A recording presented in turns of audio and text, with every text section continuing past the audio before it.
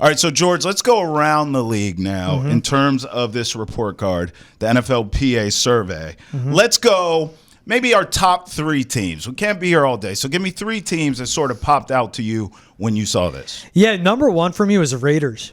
Like I said, a 4th overall, lowest grade is family treatment B+, which is great. And their food was exceptional. I'm not surprised because Vegas food is absolutely fantastic. But remember when Bill Belichick, they did off-season workouts there, and he literally coined it, he was like, it's like the Taj Mahal out there.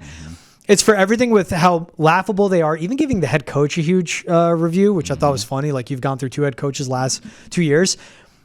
But even as laughable that the Raiders have been, and everyone laughs at Mark Davis, basically him as an owner is the opposite of his haircut. It's just stellar. So he got it right. That shocked me. The Raiders were 4th overall.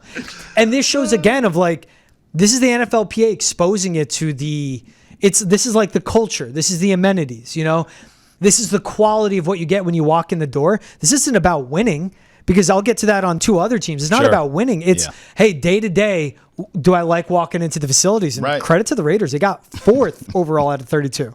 You don't like the Dumb and Dumber haircut? It looks awful, bro. When you got billions, it doesn't matter. I'm going Dolphins. Hey, 2nd year in a row, they were number 1 on the list. I mean, consistency is key. And it's Miami. It's kind of what I just talked about with New England. They got 1st overall. Yeah, for the 2nd year in a row. So what I'm saying is, I just talked about this with New England. You need to upgrade because the dynasty ain't walking through that door. And players, when they think of this area, it's like, it's cold. I don't want to deal with that. This is Miami. They're number 1 on the list. They got great facilities across the board. They scored the highest than everybody for the 2nd year in a row, and it's Miami. They will always attract players. If anything, you don't even need that nice of facilities. You're in Miami, but you do. But that's added to keep them in the building and not going out of Miami. Oh, now I see the vision. And all the jokes they make about the Pats of you sign a free agent, they got to live in Walpole, not the Seaport. But again, that's why your facilities should be nicer. I have family in Walpole. It's a nice town. I love it. Rentham's great. Dedham, Canton, Norwood. Foxborough, great people. Great people. It's just, you want to live close to the city. And as a player, it's that's an hour away with traffic. By the way, I told you the Dolphins were 1st on this list for the 2nd year in a row. The Vikings were number 2 on this list for a 2nd year in a row. So, again, consistency is key. And look, I'll say this about the Vikings because I've never said it before. But looking at this and sort of just thinking about their franchise and the history of it, this is low-key a really good franchise that I don't know if they get the credit that they deserve for being a high-end franchise in this league, but clearly they are, year in and year out. What's hilarious is the players feel the Wi-Fi significantly contributes to a positive team culture. Ranks 3rd out of 32. That's for the Vikings. Good Wi-Fi matters, though. It matters. Of course it matters. How often you're working on your laptop, you're like, Wi-Fi's out again. Right, of course it matters. Who's some other teams for you? So this is where I was shocked. Rams, 21st out of 32 teams overall. Yeah. Nutritionist, training room, training staff, strength coach, head coach, all got great reviews. Of course. So it's all Sean McVay and the personnel. And once again, he erases the bad ownership. Cheapness of it. I think it was the Rams. Yeah, I read. For family care on game days, you got to pay $75 for your kid, then $50 every kid after that. What are you doing? Wow. Yeah. It's and even one I didn't put down, but the Bengals, they used to make their players pay for the food. Now on Wednesdays, they do free dinner. And then on Tuesdays, they do free breakfast for the players coming in on their off day to get treatment. Oh, my God. Now how insane that is? That's crazy. And one is that matters. It's the quality of food. Again, it's what you give your guys.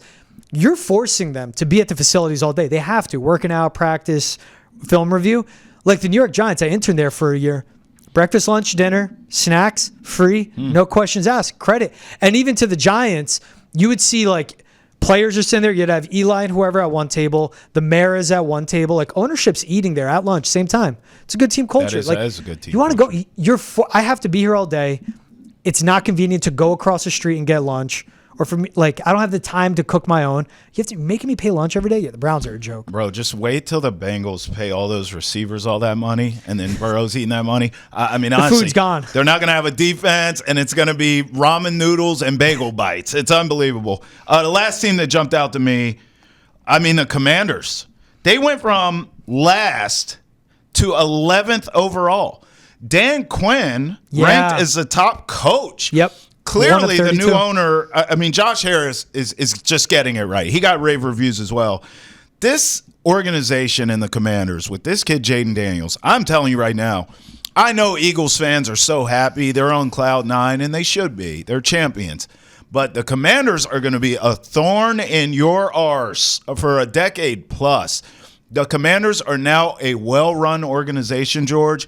I think this team is here to stay. I think it's sustainable, and I will not be shocked at all if the Commanders get a Lombardi here soon. Yeah, that jumped out at me, too, to see that big jump. That's efficient with their jump. time and receptive of locker room feedback. That's one. The last one that shocked me, Browns. Kevin Stefanski got 30th of 32 head coaches, not efficient with their time or receptive to the locker room. But I wonder was that guy's going up to him, bench Deshaun, bench Watson, please. Why is this guy here? And Stefanski just had to put on the poker face and be like, no, he's good for the winning. Wink, wink. The morons upstairs gave him $233 million guaranteed 100%. I need to play him. But that did shock me. And that point to Dan Quinn, first place is receptive to locker room, efficient with time. Yeah. It is. There was a story. I remember Arian Foster said it. No, it was Reggie Bush. Sorry. When he was playing with the Saints, he lived in the same building as Chris Paul. And as Reggie Bush was getting home from practice, Chris Paul was heading out. And Chris Paul's like, oh, you're just getting home? He goes, yeah, man. And it was like, say at 9 to 5 or like 6 p.m. Right. Chris is like, yeah, we practice 2 hours a day. I'm just going out and doing whatever. And Reggie Bush is like, I play the wrong damn sport. Yeah.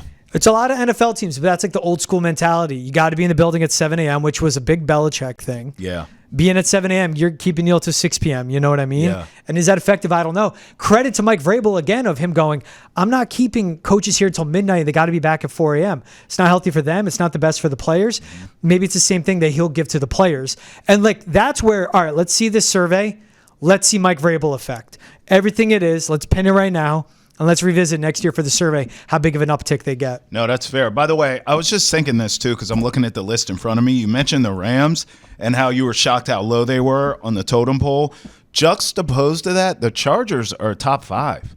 So it's like it's weird to me that right in the same town, if McVay leaves the Rams, they drop even lower on this list. Oh my God, yeah. Whereas the Chargers, right there in town, is one of the best. It just shows you, I think, the difference of ownership in this league. Yeah. To your point, big picture. And that's with the overall rankings on certain things is how new are the facilities, Yeah. And that's what you have to think of a lot.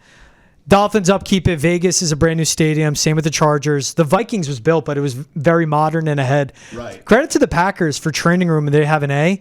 But then you get into older stadiums and it kind of reflects it, less updated, everything like that.